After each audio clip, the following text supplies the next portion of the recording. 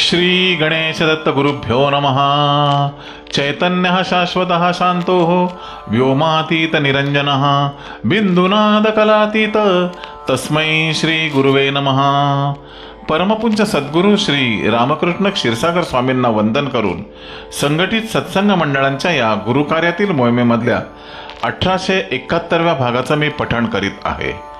आज ज्येष्ठ शुद्ध त्रयोदशी सोमवार दिनांक 9 जून 2025 उपदेशामृत संग्रह भाग 8 या ग्रंथातील भगवान श्री दत्तात्रय सत्संग मंडळ मुंबई दिनांक 18/2/1995 बैठक क्रमांक 181 दक्षिणामनाय श्री शृंगेरी पीठाधीश जगद्गुरु महासन्निधानम परमपूज्य श्री भारती तीर्थ महास्वामी यांनी श्री क्षेत्र वेदांत नगर येथे दिनांक 5/7/1992 रोजी दिलेला अनुग्रह आशीर्वाद याचं पठण सुरू आहे। हा आशीर्वाद हिंदी या भाषेमध्ये आहे। परमपूज्य महास्वामी आपल्या प्रासादिक वाणीतून पुढे म्हणतात, अरे जंगल में जाओ, मैं नहीं जाऊंगा। क्यों नहीं जाओगे? वहां वाघ वगैरह होंगे। अरे उससे तुम्हें क्या होगा? मुझे दुख होगा उससे। दुख मैं नहीं चाहता हूं। जो कुछ भी हमारी इच्छा है वो सुख पर ही इच्छा है, इसलिए सुख साधनों पर ही इच्छा है। जो कुछ भी हमें द्वेष है वो दुख पर द्वेष है, इसलिए दुख साधनों पर द्वेष है। जो कुछ भी आज हम सुख प्राप्त कर रहे हैं ये धर्म का ही फल है, इसलिए सभी लोग अपने जीवन में धर्म का आचरण पहले करें, यही शास्त्र का वचन है। आप केवल इन लौकिक उपभोगों पर ही व्यस्त नहीं रहिए, या केवल अपने जो बंधुजन हैं, रिश्तेदार हैं, उनको खिलाने में ही व्यस्त न रहिए। आप अपने जीवन में कुछ धर्म करिए। अच्छा, धर्म तो हम करेंगे, लेकिन धर्म की बात आते ही बहुत लोगों को एक संशय आता है। क्या संशय है? अरे धर्म माने कोई संपन्न लोगों से ही होने वाला है। जिसके यहाँ भरपूर पैसे हैं वे ही तो धर्म कर सकते हैं। हम गरीब हैं, हम धर्म कर सकते हैं या नहीं? ऐसी एक शंका बहुत लोगों के मन में आती है। लेकिन भाई, धर्म का आचरण करने में सभी लोगों को अधिकार है। अपनी शक्ति के अनुसार आप कर सकते हैं। अपनी शक्ति से आप जो आचरण करते हैं वही आपके लिए श्रेय साधन बन जाता है। जैसे जो आदमी बड़ा संपन्न है वो एक मंदिर निर्माण कर सकता है, लेकिन आपके यहाँ पैसे नहीं है तो आपको मंदिर निर्माण करने की जरूरत नहीं।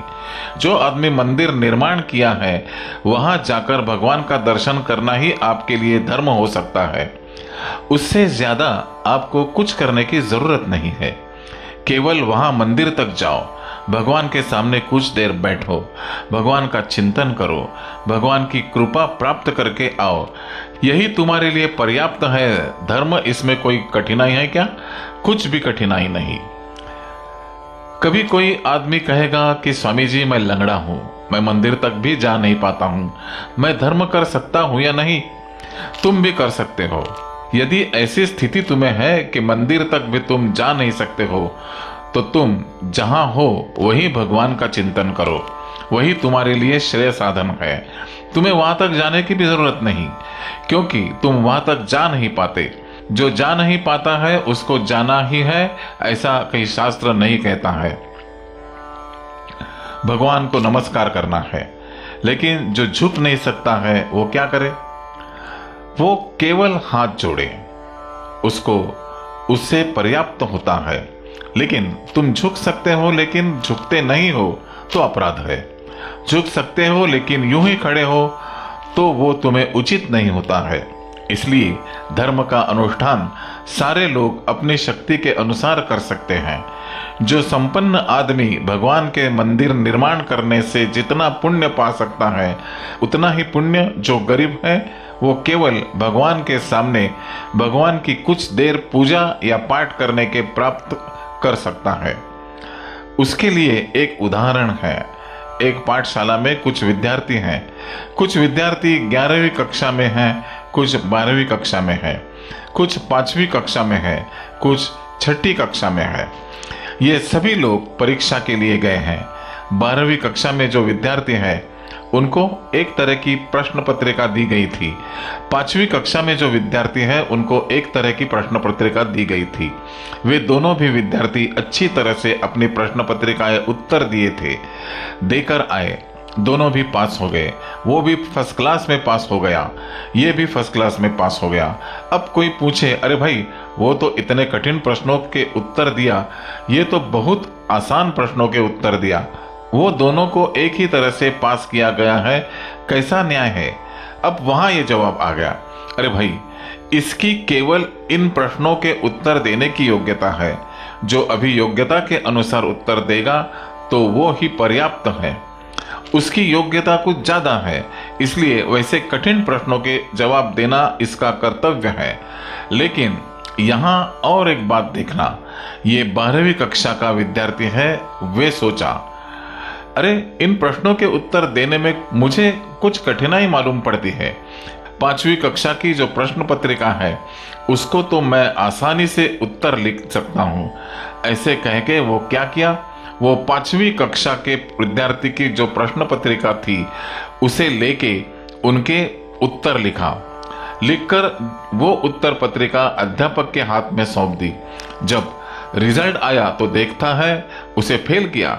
वो सोचता है कि ये कैसी बात है, मैंने एक प्रश्न को भी नहीं छोड़कर पूरा उत्तर दिया, एक भी प्रश्न मैंने छोड़ा नहीं। ये तो मेरे बगल में बैठा हुआ विद्यार्थी पूरे प्रश्नों का उत्तर नहीं लिखा, केवल आधे प्रश्नों का उत्तर लिखा, लेकिन वो तो पास हो गया। मैं तो पूरे प्रश्नों के उत्तर लिख के भी फेल हो गया। ये कैसा अन्याय कर रहे हैं।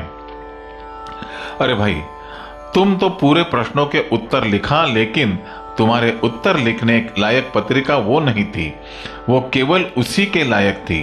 तुम्हारी प्रश्न पत्रिका अलग थी। तुम केवल 4 प्रश्नों के ही उत्तर लिखो तो तुम पास होते थे। यही है धर्म के बारे में। जो खूब शक्ति रखकर भी गरीबों को जो धर्म बताया गया है उसी का ये भी आचरण करे तो इसका कुछ भी फल मिलेगा नहीं, क्योंकि उनको वैसी शक्ति है। इसके लिए एक अच्छी कहानी कहते हैं। एक गांव में एक भीख मांगने वाला आदमी था। वो हर दिन भीख मांगकर उसका पेट भरता था। एक दिन एक योगराज सिद्ध पुरुष वहां आए, उनका दर्शन हो गया। वो उनसे पूछा, महाराज मेरी स्थिति क्या जिंदगी भर ऐसे ही होगी? अगले जन्म में भी मैं ऐसे ही रहूंगा या मुझे कुछ तरक्की होगी? तब योगीराज कहे थे, भाई सोचो मत, तुम्हें मैं एक उपाय दूंगा। ये तो कोई कठिनाई की बात नहीं। तुम तो हर दिन भीख मांग के ये रुपया कमाते हो ना, उसमें से एक केला लेके एक ब्राह्मण को दान करो। केवल एक केला 2-3 पैसे का। पुराने जमाने की बात है, आजकल केले का मूल्य 1 रुपया हो गया है। पुराने जमाने की बात है, 2-3 पैसे का केला ले आओ, वो देके ब्राह्मण को खुश रखो। ऐसे हर दिन करते रहो, अगले जन्म में बहुत उत्तम जन्म तुम्हें आएगा।